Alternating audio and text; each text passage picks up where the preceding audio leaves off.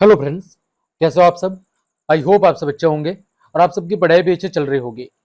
तो प्रिय विद्यार्थियों, कक्षा 12 भूगोल विषय की सीरीज भारत लोक और अर्थव्यवस्था की पुस्तक के तहत हमने आपके अध्याय 1 और अध्याय 2 के अभ्यास के समस्त प्रश्नों को डिस्कस कर लिया था।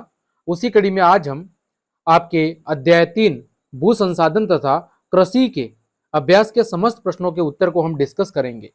तो यदि आपने पुरानी क्लास नहीं देखी है तो चैनल की प्ले लिस्ट पर जाकर या फिर वीडियो की डिस्क्रिप्शन में मैं उसकी लिंक दे दूंगा, वहां जाकर आप उन सभी क्लासेस को आराम से देख सकते हैं। तो चलिए क्लास हम शुरू करते हैं। हम बात कर रहे हैं अध्याय 3 के अभ्यास प्रश्नों की। तो देखें, पहला प्रश्न आपके सामने दिया हुआ है, नीचे दिए गए 4 विकल्पों में से सही उत्तर को चुनिए, यानी कि बहुवैकल्पिक प्रश्न है। पहला प्रश्न आपके सामने दिया हुआ है, वो है निम्न में से कौन सा भू उपयोग संवर्ग नहीं है। इनमें से कौन सा भू उपयोग संवर्ग नहीं है? प्रतिभूमि, सीमांत भूमि, निवल बोया गया क्षेत्र या कृषि योग्य व्यर्थ भूमि। तो जो सीमांत भूमि है वो आपके भू उपयोग का एक संवर्ग यानी प्रकार या भाग नहीं है। ठीक है, इसका सही उत्तर होगा ऑप्शन नंबर ख। आगे बात करें, दूसरा प्रश्न है, पिछले 40 वर्षों में वनों का अनुपात बढ़ने का निम्नलिखित में से कौन सा कारण है? पिछले 40 वर्षों के अंदर वनों का अनुपात बढ़ने का इनमें से कौन सा संभावित कारण है? तो इसका सही उत्तर होगा कि वन बढ़ोतरी हेतु निर्धारित अधिसूचित क्षेत्र में वृद्धि।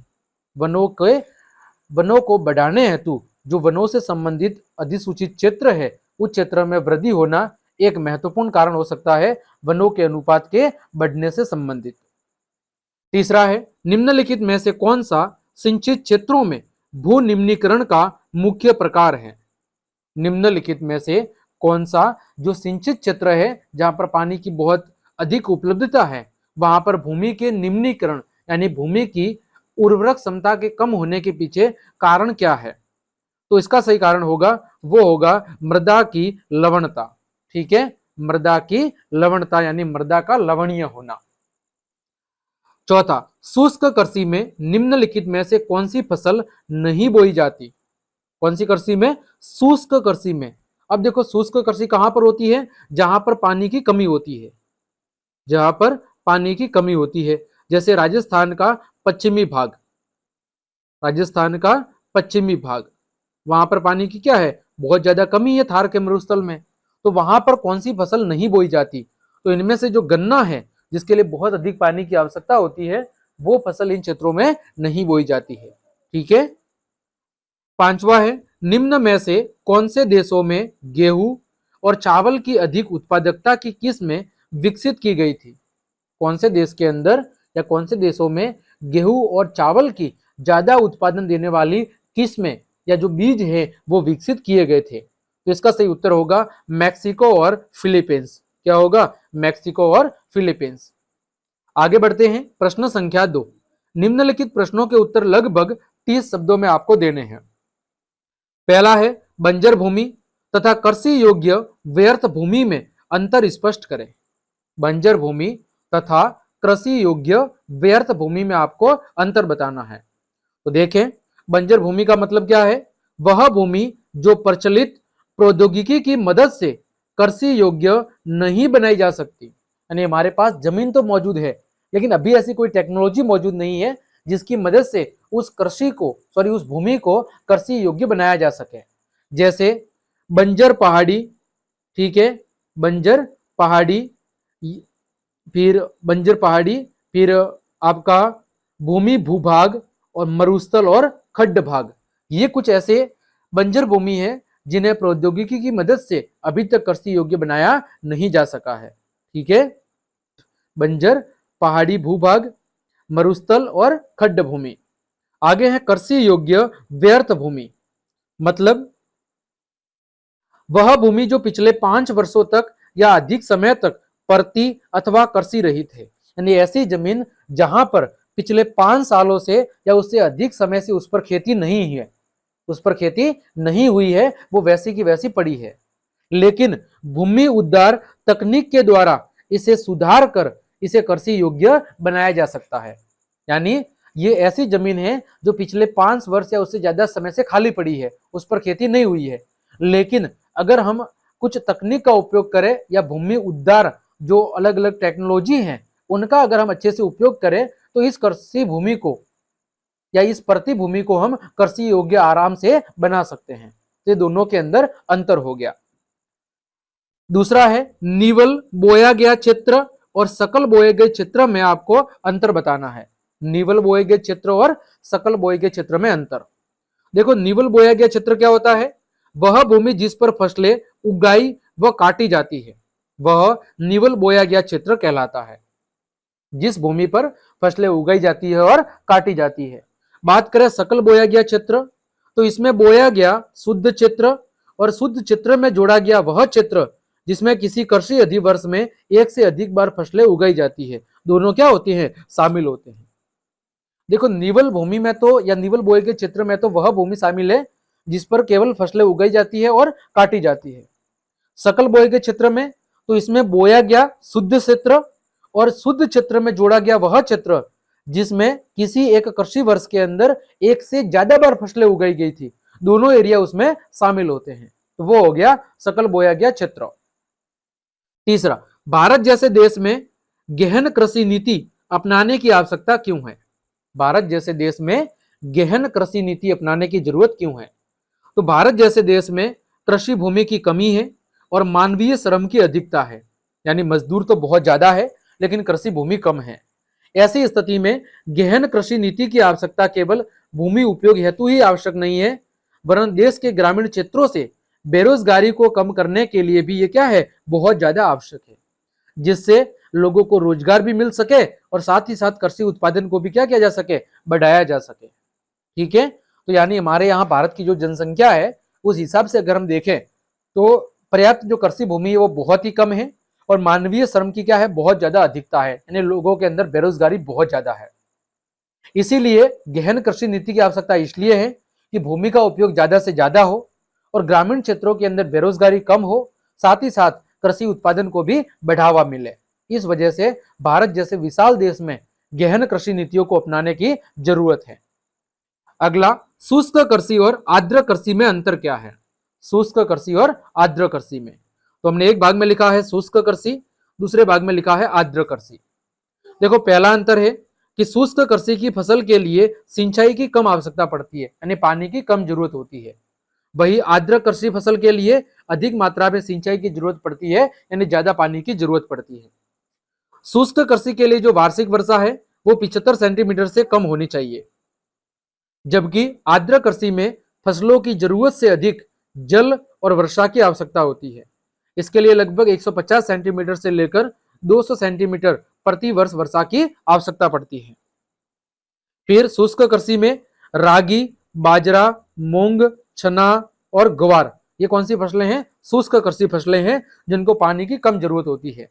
वही आर्द्र कृषि में चावल, जूट, गन्ना और ताजे पानी की जल कृषि की जाती है जिसमें अधिक मात्रा में पानी की जरूरत पड़ती है। तो दोनों के अंदर अंतर हो गया।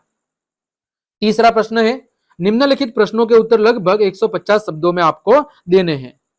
पहला, भारत के भू संसाधनों की विभिन्न प्रकार की पर्यावरणीय समस्याएं कौन सी है? उनका निदान यानी उनका निवारण या उपचार कैसे किया जाए?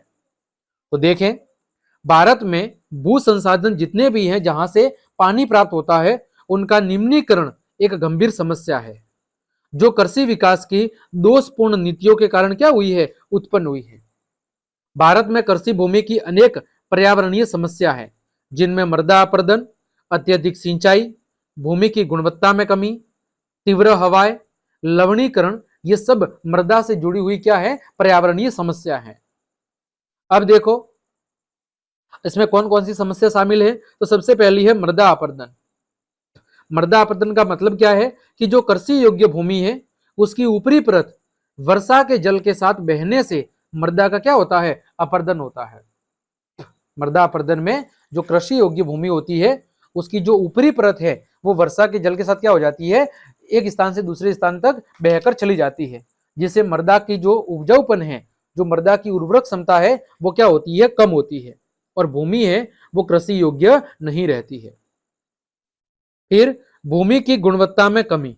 इसका मतलब क्या है? इसका मतलब है कि एक ही भूमि पर बार बार खेती करने और फसल बोने से भूमि की गुणवत्ता में क्या आती है? कमी आती है। यानी जब आप एक ही जमीन पर बार बार खेती करोगे, बार बार उस पर एक ही फसल को बोओगे, तो उस भूमि की जो गुणवत्ता है, उस मिट्टी की जो क्वालिटी है, वो धीरे धीरे कम होती जाएगी। इससे मृदा में उत्पन्न विभिन्न खनिज पदार्थों का क्या होने लगता है? विघटन, अथवा जो भूमि है वो कृषि योग्य नहीं रहती है, क्योंकि उसकी उर्वरक क्षमता धीरे धीरे कम होने लगती है। दूसरी समस्या है भूमि की गुणवत्ता में कमी, तो ये अभी हमने देख लिया। फिर तीसरा है अत्यधिक सिंचाई। ठीक है, तो किसानों के द्वारा फसलों की अधिक सिंचाई से भूमि में क्या होता है? जल भराव, पानी का भराव होता है। अत्यधिक जल वाली भूमि से मृदा का अपघटन होता है, जिससे भूमि कृषि योग्य नहीं रहती है ना। फिर बात आती है लवणीकरण की। तो अत्यधिक सिंचाई के कारण जल भराव की भूमि के लवण ऊपरी स्तर पर आ जाते हैं, जो भूमि को क्या बनाते हैं? अनुपजाऊ बनाते हैं, और इस प्रकार की भूमि का उपयोग उत्पादन के लिए फिर नहीं किया जा सकता है। ठीक। फिर तीव्र पवनें, वे क्षेत्र जहां हवा बहुत तेज गति से चलती है, वहां की जो भूमि की ऊपरी परत है वो पवनों के साथ क्या हो जाती है? बह जाती है, जिससे मिट्टी में उत्पन्न खनिज जैसे पोटेशियम, कैल्शियम इत्यादि की क्या होने लगती है? इत्यादि की कमी होती है, जिसकी वजह से भूमि कृषि योग्य नहीं रहती है। तो ये सब क्या है? ये सब आपके भू संसाधनों या कह सकते हैं मृदा से संबंधित समस्याएं हैं। अब इसके उपाय क्या है? तो सबसे ज्यादा पहला उपाय है अत्यधिक वन लगाकर, ज्यादा से ज्यादा वृक्षारोपण करके आप मृदा से जुड़ी हुई समस्याओं को काफी हद तक सॉल्व कर सकते हैं। समय समय पर मृदा में उचित खनिज को मिलाकर, कृषि की उचित तकनीक अपनाकर, और उपरोक्त समस्याओं के निदान के साथ साथ हमें इन समस्याओं को जन्म देने वाले क्रियाकलापों को भी क्या करना होगा? नियंत्रित करना होगा।